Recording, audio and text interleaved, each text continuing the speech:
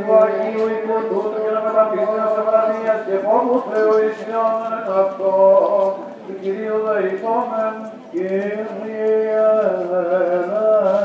ελέησον. Υπέρ του Αρχιεπισκόπου και Πατρός ημών Γερμανού του Τιμίου Πρεσβυτερίου, σε Χριστό διακονίας παντός του Κύριου και του λαού του Κυρίου δεηθόμεν, Κύριε ελέησον. Υπέρ του Λόγου του Θεού Ιωάννου και της Ουλής Θεομάνεν, της Σωτηρίας Αρθρών του Κυρίου δεηθόμεν, Κύριε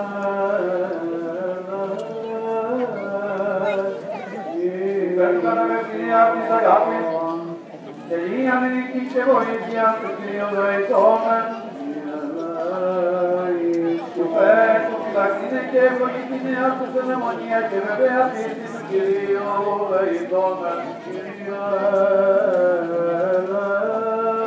υπέρ του διακυβερνία του Θεού και πολιτεία, όπως Κύριος ο Θεός ημών χαρίζεται αυτή τη στιγμή των γάμων και την κοινωνία του Κυρίου δεηθόμεν, υπέρ του Ρησίνε ημάς ο πασικής Θεός, οργής κινδύνου και ανάγκης του Κυρίου δεηθόμεν, αντιλαβούς όσων ελέησον και διαβίασον ημάς ο Θεός, της συγχαρητής. Παναγίας ακράνη το ευλογημένης εν δόξολες χρήσιμον, Θεοτόκου και Μαρία των απάντων των Αγίων Μνημονεύσαντες, εαυτού και αλλήλου και πάσαν τη ζωή ημών, Χριστό το Θεό παραθόμεθα.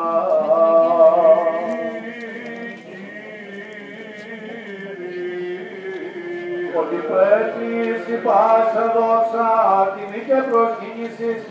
το Πατρί και το Υιό και το Αγίο Πνεύμα τιμήν και αΐν και εις τους αιώνας των αιώνων. Κυρίου δεηθόμεν, ο Αγιονής εκπαιδεύεται με φωτίες αυτός ευλόγησον και τους δούλους του τούτου, οδηγόν αυτούς εν παθή έργο αγαθό. Ο αυτοί ελεήμων και την ανθρωπός Θεός υπάρχεις,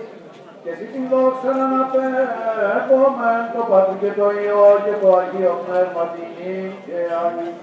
και εις τους αιώνας των αιώνων.